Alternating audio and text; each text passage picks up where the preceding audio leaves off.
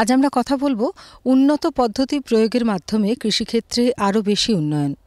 এই নিয়ে কথা বলার জন্য, আলোচনা করার জন্য আজ আমরা এসে পৌঁছেছি বীরভূম জেলার বোলপুর শ্রীনিকেতন ব্লকের অন্তর্গত বাহিডি গ্রামে। আমার সঙ্গে এই মুহূর্তে রয়েছেন এই গ্রামেরই একজন প্রগতিশীল কৃষক বন্ধু অচিন্ত রায়। আমি কথা বলবো তার সঙ্গে, তার কৃষিকাজ নিয়ে আমরা জানবো তিনি কী কী চাষ করেছেন, কীভাবে করেছেন, এবং অবশ্যই তার সঙ্গে সাযুজ্য রেখে আরও উন্নত পদ্ধতি জেনে নেব আজকের অনুষ্ঠানে উপস্থিত কৃষি বিশেষজ্ঞের কাছ থেকে। কৃষি বিশেষজ্ঞ হিসেবে আজ আমাদের সঙ্গে উপস্থিত রয়েছেন ডক্টর নিত্যানন্দ মুখোপাধ্যায়, যিনি সহকৃষি অধিকর্তা বিষয়বস্তু বোলপুর। আমরা প্রথমেই প্রগতিশীল কৃষক বন্ধুর সঙ্গেই কথা বলবো। নমস্কার, আপনার কাছে আমরা যেটা জানতে চাইবো সেটা হচ্ছে যে কি কি চাষ আপনি করেছেন এই সময়? এই সময় আমি মূলত করেছি আলু চাষ। আলু চাষের সঙ্গে কিছুটা সর্ষের চাষ আছে, বেশিরভাগটাই আলু চাষ আছে। তো আলু চাষ করেছেন, এই সময় বিশেষ করে জানতেও চাইবো যে কিভাবে আপনি চাষ পদ্ধতিকে আপনার এগিয়ে নিয়ে গেছেন। আমি যতটা পেরেছি বিজ্ঞানসম্মতভাবেই করার চেষ্টা করেছি। তাহলেও সবসময় সমস্ত আনুষঙ্গিক জিনিসগুলো আমরা তো সব জানি না। সময় মতো কৃষি বিশেষজ্ঞদের পরামর্শ নিয়েছি এবং করেছি। তাতে বাণিজ্যিক মূলত বৈজ্ঞানিক পদ্ধতিতেই চাষটা করার চেষ্টা করেছি। সেই পদ্ধতিটা কীরকম? পদ্ধতিটা কিছু আমাদের জৈব সার এবং রাসায়নিক সার প্রয়োগের মাধ্যমে জমিটা তৈরি করেছি। উন্নত বীজ যতটা পেরেছি আনার চেষ্টা করেছি এবং বীজগুলোকে শোধন করে বসানো হয়েছে এখন পর্যন্ত। এবং তাতে দেখা যাচ্ছে আমি ফল এখন পর্যন্ত ভালোই পাচ্ছি।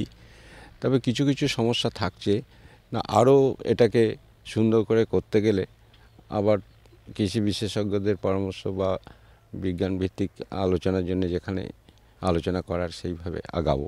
নিশ্চয়ই। তো আপনি এই যে বলছেন যে আপনি যতটা পেরেছেন বিজ্ঞানসম্মত উপায় অবলম্বন করার চেষ্টা করছেন, সেক্ষেত্রে আপনি ফল এখনো পর্যন্ত মাঠে কি দেখছেন? মাঠে এখন পর্যন্ত ভালোই, এমনি কোনো অসুবিধা কিছু নেই। তার সত্ত্বেও আর কিছু কিছু রোগ পোকা এগুলো যেটা আসে আলুর মূলত এর আগে দেখেছি। এবছরে আবহাওয়ার জন্য কিছুটা সেটা দমন করার মধ্যেই রয়েছে, কন্ট্রোলের মধ্যে আছে আর কি। তো পরবর্তীতে আবার কি হবে সেটা এখনও তো বুঝতে পারছি না। আপনি প্রথমেই বললেন যে জৈব সার এবং রাসায়নিক সার প্রয়োগ করেছেন, তো সেই মাত্রাটা কেমন ছিল মাঠে? জৈব সার আমরা যেটা প্রয়োগ করেছি এই বিঘা প্রতি আমাদের গাড়ির মাপ তো ওই 3 গাড়ি মতো দেওয়া হয়েছে। কিন্তু আমার মনে হয়েছে যেন এই গোবর সারের পরিমাণটা আরও বাড়ালে আরও ফলটা ভালো পেতাম। কিন্তু বর্তমানে আমাদের গরু বাছুরের সব কমে গেছে, যার জন্যে জৈব সারের ক্ষেত্রে একটা সমস্যা হচ্ছে। এই জৈব সারটা আর কীভাবে বাড়ানো যায় সেজন্য আমি পরবর্তীতে আমাদের কৃষি বিভাগের সঙ্গে আলোচনা করে এটা বাড়াতেই হবে, নাহলে জমিগুলোকে ঠিক রাখা যাবে না বলে মনে হচ্ছে। অনেক অনেক ধন্যবাদ আপনাকে। আমরা শুনলাম আপনার আলু চাষের কথা, কিভাবে চাষ পদ্ধতিকে এগিয়ে নিয়ে গেছেন এবং সেক্ষেত্রে কি ধরনের সার প্রয়োগ করেছেন। এই চাষ পদ্ধতি আরও উন্নত কিভাবে করা যায় আমরা জানব আজকের অনুষ্ঠানে উপস্থিত বিশেষজ্ঞের কাছ থেকে, অর্থাৎ আলু চাষের ক্ষেত্রে জৈব পদ্ধতি কি হতে পারে সেই বিষয়টি। জৈব সার প্রয়োগ করার ক্ষেত্রে আলুতে আরেকটু বেশি হলে ভালো হতো। 3 থেকে 4 গাড়ি যেটা, সেটা 5 থেকে 6 গাড়ির মতো বিঘেতে। 1 গাড়ি বলতে মোটামুটি 4 কুইন্টাল জৈব সার বোঝায়। তো সেক্ষেত্রে 20 কুইন্টালের মতো জৈব সার প্রতি বিঘেতে দিতে পারলে ভালো হয়। এখন সমস্যা হচ্ছে যে দিন দিন গ্রামগঞ্জে গরু বাছুরের সংখ্যা, গবাদি পশুর সংখ্যা কমে যাচ্ছে নানান কারণে। তার ফলে বাড়িতে এতটা জৈব সার উৎপাদন করা এটাও মানে বাস্তবে কঠিন হয়ে পড়ছে। তো সেক্ষেত্রে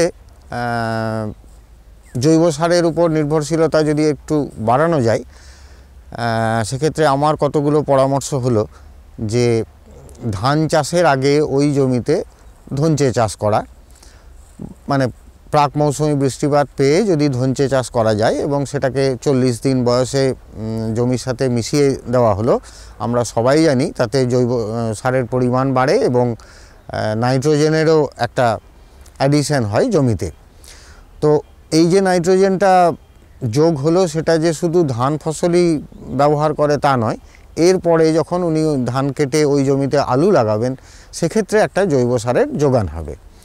দ্বিতীয় উপায় হচ্ছে যে ওই জমিতে শস্য পর্যায়ের মাঝে কোথাও না কোথাও মরশুম অনুযায়ী একটা ডাল শস্যের চাষ করা এবং সেই ডাল শস্যের শেকড় এবং লতা পাতা যেগুলো থাকবে সেগুলো জমিতে মাটির সাথে মিশিয়ে দেওয়া।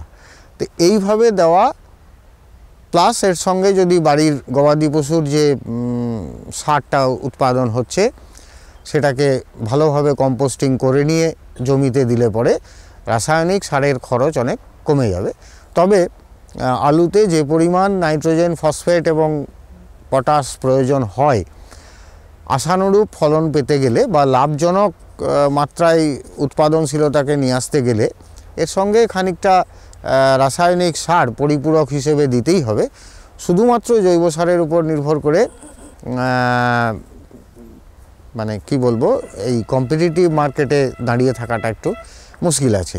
তবে এই কথাটা আমরা সবসময় বলি যে জৈব সার তার সঙ্গে রাসায়নিক সার এই দুটোর সুষম যদি কম্বিনেশন হয় তাহলে পরেই সেক্ষেত্রে চাষটা বেশি সাকসেসফুল হবে। আলুর ক্ষেত্রে জৈব সারটা আরও বেশি প্রয়োজন। যে আমরা জানি যে এর যে টিউবারগুলো তৈরি হয় সেটার যে বৃদ্ধি, বাল্কিং রেট, এটা মাটিতে জৈব পদার্থ যত বেশি থাকবে তত বেশি ভালো হবে এবং ভূনিম্নস্থ যে আলুগুলো তার যে শারীরবৃত্তীয় প্রক্রিয়া, এটা মাটিটা যত মাটিতে ফাঁপা ভাব থাকবে, অর্থাৎ মাটিতে বায়ু চলাচল যত বেশি হবে, অক্সিজেন সাপ্লাই যত বেশি হবে, তত এই টিউবারগুলো শারীরবৃত্তীয় কাজ ভালোভাবে করতে পারবে। তার ফলে টিউবার বাল্কিং যাকে বলে, অর্থাৎ আলুটা মোটা হওয়া, বড় হওয়া, সেটার ব্যাপারে জৈব সারের একটা প্রত্যক্ষ ভূমিকা রয়েছে।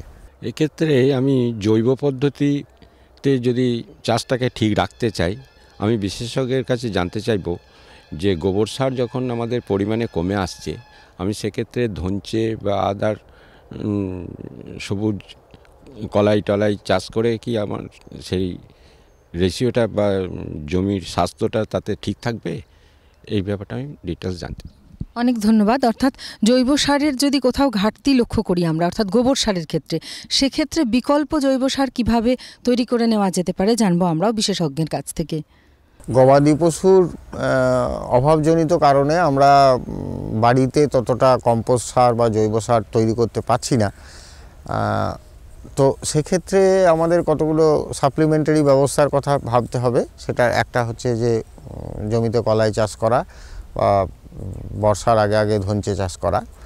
এছাড়াও যে ব্যবস্থাগুলো আমরা করতে পারি যে কিচেন কম্পোস্ট তৈরি করা, অর্থাৎ রান্নাঘরের যে সমস্ত আবর্জনা, সবজির খোসা, ডাঁটা ইত্যাদি,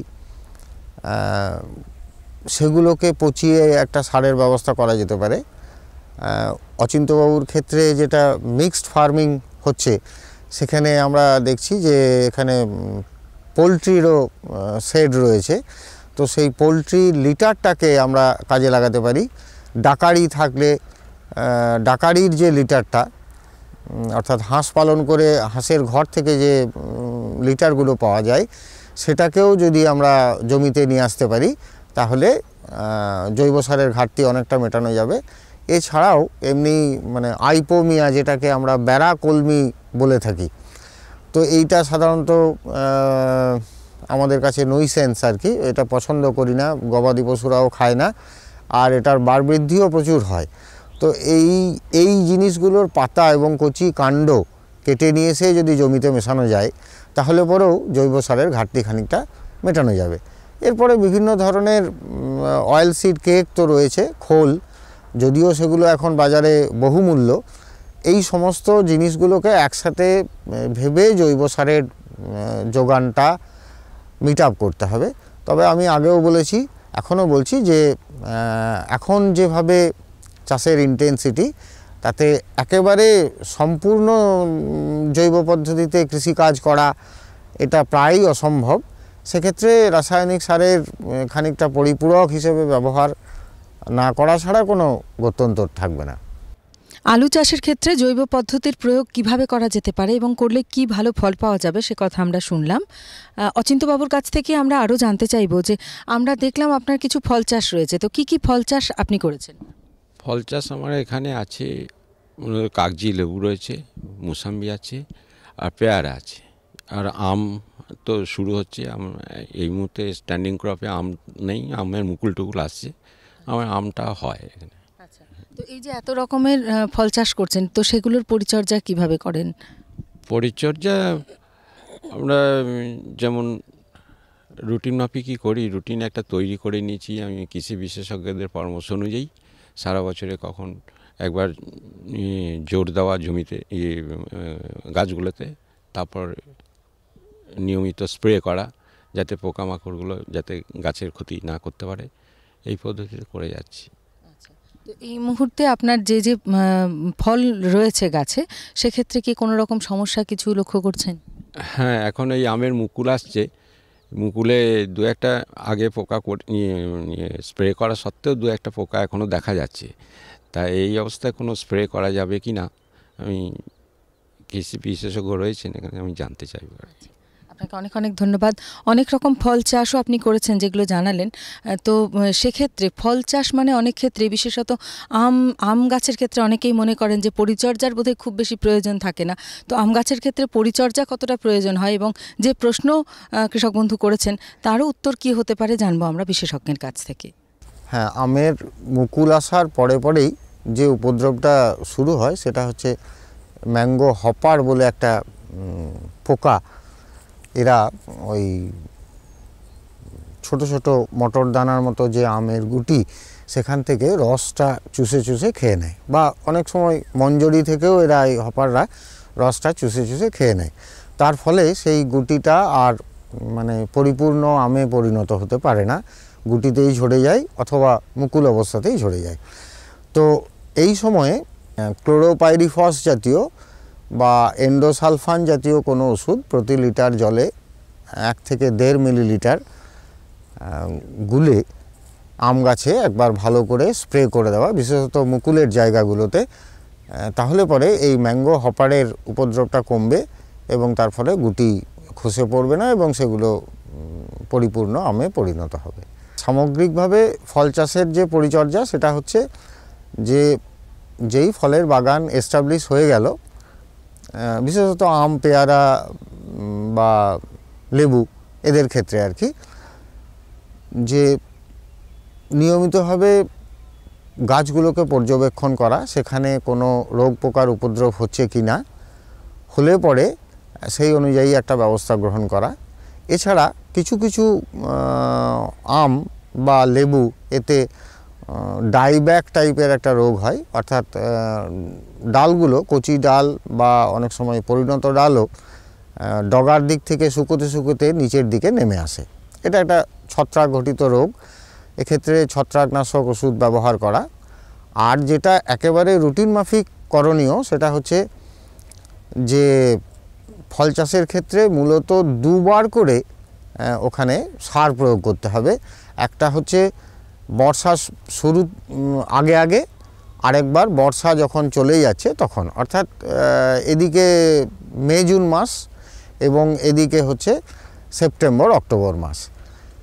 প্রত্যেক বছর এই দুটো সিজনে ফল গাছের ক্ষেত্রে ম্যানিওরিং করাটা একেবারে অবশ্য কর্তব্য। এরপরে রোগ পোকা ব্যাপারগুলো রয়েছে এবং জলসেচের বিষয়টাও রয়েছে, এইটা নিয়মিতভাবে পর্যবেক্ষণ করা। ফলের ক্ষেত্রে অনেক সময় সাদা মাছি ফলগুলোকে নষ্ট করে দেয়, বা ওই যে একটু আগে বললাম যে ম্যাঙ্গো হপার, ম্যাঙ্গো মিলিবাগ, এই ধরনের কতগুলো পোকা আমটাকে নষ্ট করে দেয়, বা ফল ছিদ্রকারী পোকা। সেইগুলো নিয়মিতভাবে গাছগুলো পরিদর্শন করে সেই অনুযায়ী কীটনাশক বা রোগনাশক ওষুধের ব্যবস্থা করা। এই বিষয়গুলো মূলত লক্ষ্য রাখতে হবে। সুতরাং বিকল্প জৈব সার আমরা কিভাবে তৈরি করতে পারি আমরা শুনলাম। আমাদের সঙ্গে ইতিমধ্যেই এই গ্রামের আরও একজন কৃষক বন্ধু রয়েছেন এই মুহূর্তে। কথা বলি তার সঙ্গে এবং কথা বলে জানি তার চাষ পদ্ধতি বা কৃষি কাজ সম্পর্কে। নমস্কার, আপনার নাম? আমার নাম বসন্ত বুট। আচ্ছা, কি চাষ করেছেন? আমি আলু চাষ করেছি, সর্ষে চাষ করেছি, মসুরি ডাল চাষ করেছি। আচ্ছা, সেগুলো মাঠে কেমন দেখছেন? মোটামুটি সবগুলি ভালো, খারাপ কোনোটাই নেই।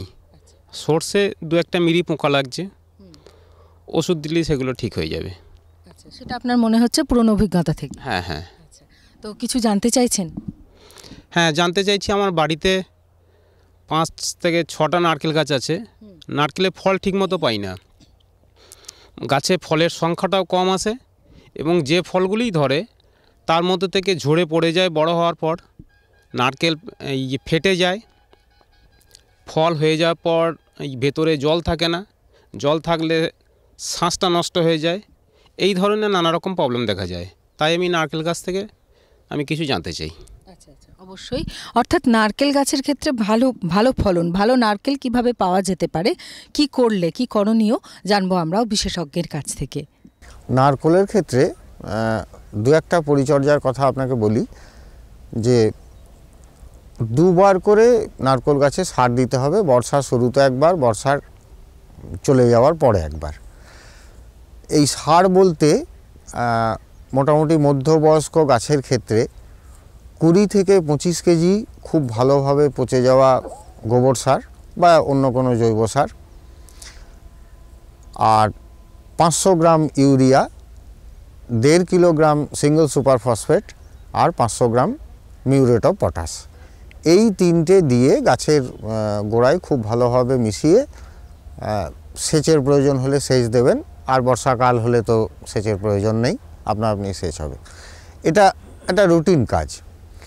এরপরে যে সমস্যাটা আপনার ক্ষেত্রে হচ্ছে যে গুটি বেশি ধরছে না, গুটিগুলো ঝরে যাচ্ছে বা ফলটা পরিণত হওয়ার আগেই ফেটে পড়ে যাচ্ছে, কিংবা নারকেলে জল থাকছে না। এইটা দুটো মাইক্রোনিউট্রিয়েন্টের অভাব, মানে অনুখাদ্যের অভাবজনিত কারণে এটা হয়। এটা খুব অ্যাকিউট সিমটম আর কি। তো এক্ষেত্রে বলবো যে ওই যে সার প্রয়োগ করছেন তার সঙ্গে গাছ পিছু 150 থেকে 200 গ্রাম করে সোহাগা, ইংরেজিতে যেটাকে বলে বোরাক্স আর কি, আর হচ্ছে জিঙ্ক সালফেট গাছ পিছু 500 গ্রাম। এইটা ওই জৈব সার এবং রাসায়নিক সার যেটা দিচ্ছেন আপনি বছরে 2বার, তার সঙ্গে মিশিয়ে ভালোভাবে মাটিতে মিশিয়ে দিন। তার ফলে দেখবেন যে পরবর্তী বছরগুলোতে এই ফল ফাটা বা ভেতরে শাঁস না থাকা বা জল না থাকা এটা হবে না। জিঙ্ক এবং বোরনের অভাবের জন্যেই এই বিষয়টা হয়। অবশ্য জিঙ্ক এবং আপনার বোরন এটা গাছে স্প্রেও করা যেতে পারে, কিন্তু নারকেল গাছের ওই উচ্চতায় উঠে পাতায় স্প্রে করাটা অনেক কঠিন ব্যাপার যদি না ফুড স্প্রেয়ার থাকে। তো সেক্ষেত্রে ওই জমিতে মিশিয়ে দিতে হবে এবং এটা রেগুলার বেসিসে 1-2 বছর করুন, দেখুন যে আপনার এই সমস্যাটা আর থাকবে না। कोई चेहरा है कोमल कली का, रूप कोई सलोनी परी का, इनसे सीखा सबक जिंदगी का, बेटियां तो है लम्हा खुशी का। ये अगर हैं तो रोशन जहां है, ये ज़मीनें हैं और आसमां है वजूद इनसे ही आदमी का, बेटियां तो है लम्हा खुशी का। हमने रब को तो देखा नहीं पर नूर ये है खुदा का ज़मीं पर, एक एहसास है रोशनी का, बेटियां तो है लम्हा खुशी का।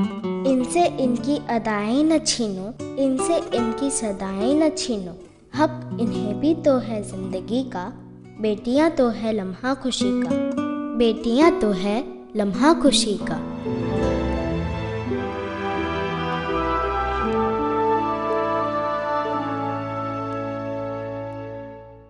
আজকের পয়সা উসুল করেই ছাড়বো। ঘনশ্যাম, আরে ও ঘনশ্যাম, ও তো স্কুলে গেছে। স্কুল গেছে? আরে ছুতো তো কোনো ভালো মতন বানাতিস, হ্যাঁ? হ্যাঁ মশাই, আমি স্কুল গিয়েছিলাম, ফার্ম স্কুল, যেখানে চাষাদের শেখানো হয় জমিতে ফসল বৃদ্ধির প্রত্যেকটি কথা, যেমন মাটির হিসেবে সঠিক সার, ভালো বীজ আর প্রয়োজন অনুযায়ী কীটনাশক, যাতে কম খরচে বেশি লাভ। এই নাও, রাখো এই টাকা, আমার আর তোমার হিসেব খতম।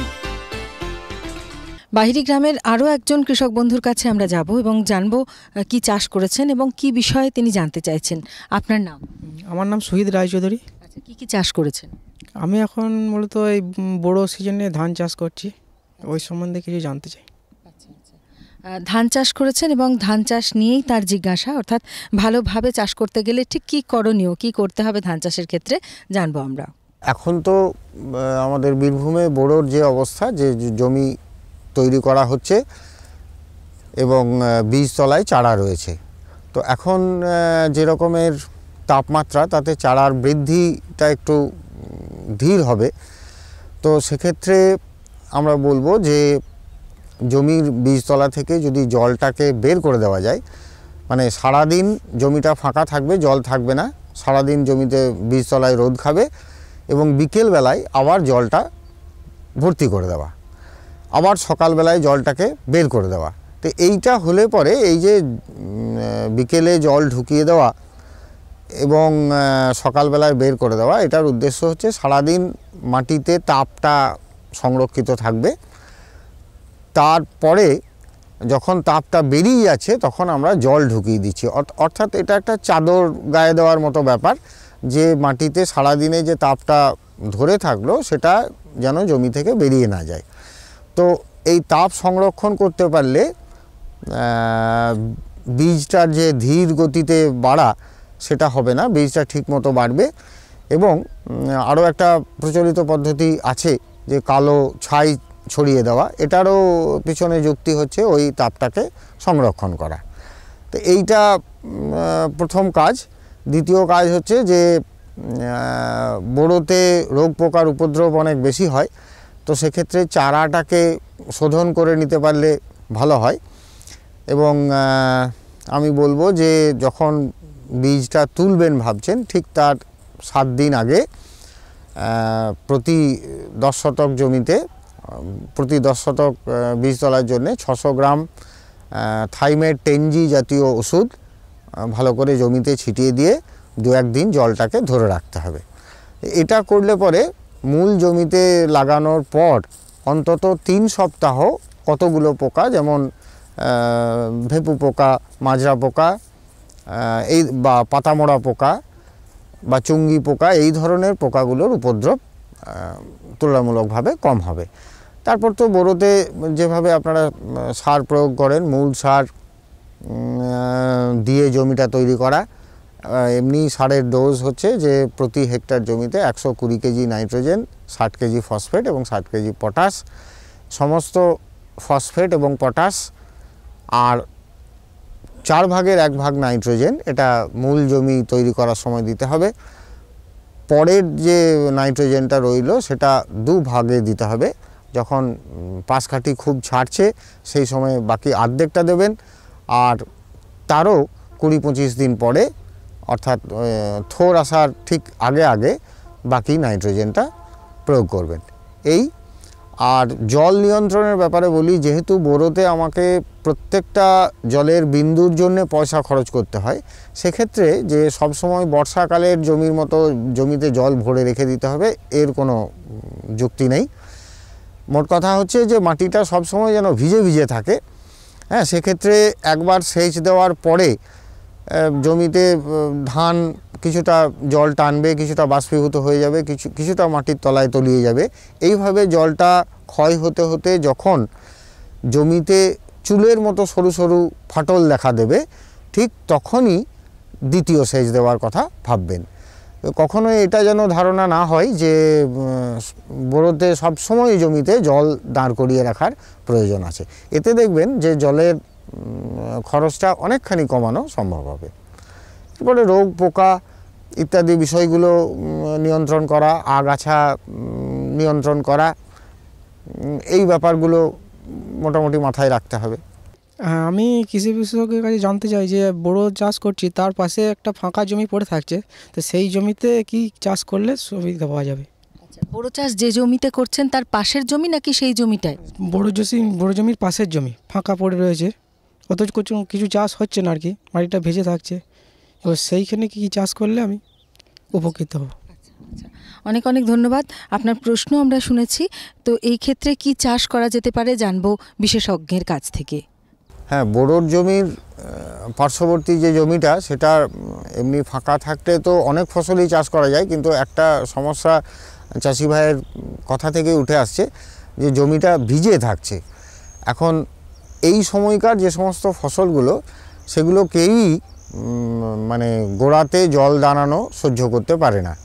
তো সেক্ষেত্রে আমি বলবো যে গ্রীষ্মকালীন কোনো সবজি যদি লাগানো যায় তাহলে সেটাকে করা যেতে পারে, অথবা আপনি গোখাদ্য হিসেবে যদি ভুট্টা বা জোয়ারের চাষ করেন সেটাও করা যেতে পারে এই মরশুমে। তবে ওই জলের কথাটা একটা চারা অবস্থাতে একটা সমস্যা সৃষ্টি করবে, কারণ গাছটা প্রথম এস্টাবলিশ না হওয়া পর্যন্ত যদি বেশি জল ঢুকে যায় পাশের জমিতে, তাহলে পরে সেখানে ফসলটাকে দাঁড় করানোর একটু মুশকিল আছে। আমরা এতক্ষণ বীরভূম জেলার বোলপুর শ্রীনিকেতন ব্লকের অন্তর্গত বাহিরি গ্রামের কৃষক বন্ধুদের কাছ থেকে শুনলাম তাদের সারা বছরের কৃষিকাজের কথা, এবং অবশ্যই সেক্ষেত্রে উঠে এসেছে কিছু জিজ্ঞাসার কথাও। সব মিলিয়ে তাদের কাছ থেকে যে কথাগুলো আমরা শুনলাম, যে কৃষিকাজের কথা শুনলাম, সেখান থেকে তাদের সচেতনতার ছবি যেমন আমাদের কাছে উঠে এসেছে, তেমনি বিজ্ঞানসম্মত উপায় অবলম্বনের কথা উঠে এসেছে, যা যথেষ্ট অনুকরণীয় বলেই মনে হয়েছে। আমরা আন্তরিকভাবে ধন্যবাদ জানাই কৃষক বন্ধুদের, এবং অবশ্যই সেই সূত্র ধরেই আজকে উঠে এসেছে নানান আলোচনা এবং উন্নত পদ্ধতি কিভাবে প্রয়োগ করা যেতে পারে কৃষি ক্ষেত্রে সে কথা, এবং সে কথা যিনি জানিয়েছেন আজকের অনুষ্ঠানে উপস্থিত কৃষি বিশেষজ্ঞ, আমরা ধন্যবাদ জানাই তাকেও। আমরা আশা করব আমাদের আজকের যে সামগ্রিক আলোচনা তা আপনাদের আগামী দিনের কৃষিকাজের ক্ষেত্রে অত্যন্ত সহায়ক হবে। নিমতলা গ্রামের ফকির বাবার ছিল খুব প্রতাপ, বলতো সবাই ভাগ্য বদলাতে ওনার মুখ্য হাত। বাবা চাষ করার এমন পথ দিত যাতে ফসলের ঢের লেগে যেত। কিন্তু একদিন ফকির বাবার খুলে গেল রহস্য। কিষান কল সেন্টার থেকে উনি জানতেন উন্নত চাষের তথ্য। চাষের সম্বন্ধে যে কোনো সমস্যা হোক, কিষান কল সেন্টার থেকে বিশেষজ্ঞদের বিনামূল্যে পরামর্শ পান। তৎক্ষণাৎ সেই মুহূর্তে নিজের ভাষাতেই কথা বলে চাষবাসের সম্বন্ধে যে কোনো পরামর্শ বা প্রশ্নের জন্য বিনামূল্যে নম্বরে ফোন করুন 1800-180-1551। এই নাও, আর কিছু? বাস। আরে এটা কি ভাই, এতটুকু রাসায়নিক সার? কৃষিকাজ ছাড়ছো কি? কৃষিকাজ নয়, বোকামি ছাড়ছি। মাটির পরীক্ষা করিয়েছি। এখন তো দাদা যতটা প্রয়োজন ততটাই সার জমিতে দেব। হ্যাঁ, কৃষক ভাই আজই নিজের জেলার কাছের জমি পরীক্ষার গবেষণাগারে মাটির পরীক্ষা অবশ্যই করান, আর মাটিতে পুষ্টিকর পদার্থ, আর্দ্রতা এবং গাছপালার বিকাশ অনুযায়ী প্রয়োজন মতো পুষ্টিকর পদার্থ দিন। আর হ্যাঁ, মাটিতে গন্ধক, দস্তা, বোরনের মতো সূক্ষ্ম পুষ্টিকর পদার্থ সম্পর্কে জানতে ভুলবেন না। সার আর জৈবিক সারের সঠিক ব্যবহারে জমির উর্বরতা বজায় থাকে, উৎপাদনশীলতা বাড়ায়, খরচ কমায় আর মূল্যবান বিদেশি মুদ্রা বাঁচাতে সাহায্য করে। আর হ্যাঁ, ধীরে ধীরে নাইট্রোজেন সরবরাহকারী সার যেমন নিমযুক্ত ইউরিয়াকে অগ্রাধিকার দিন, আর ইউরিয়া পাতার উপর ছড়িয়ে দিন। আরে বাহ, তুই তো সত্যিই বুদ্ধিমান হয়ে গেছিস রে। বিশদে জানতে যোগাযোগ করুন জেলা কৃষি আধিকারিক বা কিষান কল সেন্টার। কেমন লাগছে আমাদের অনুষ্ঠান? আমাদের চিঠি লিখে জানান। চিঠি লেখার ঠিকানা কৃষি দর্শন, অধিকর্তা দূরদর্শন কেন্দ্র, শান্তিনিকেতন, শান্তিনিকেতন, সূচক 731235।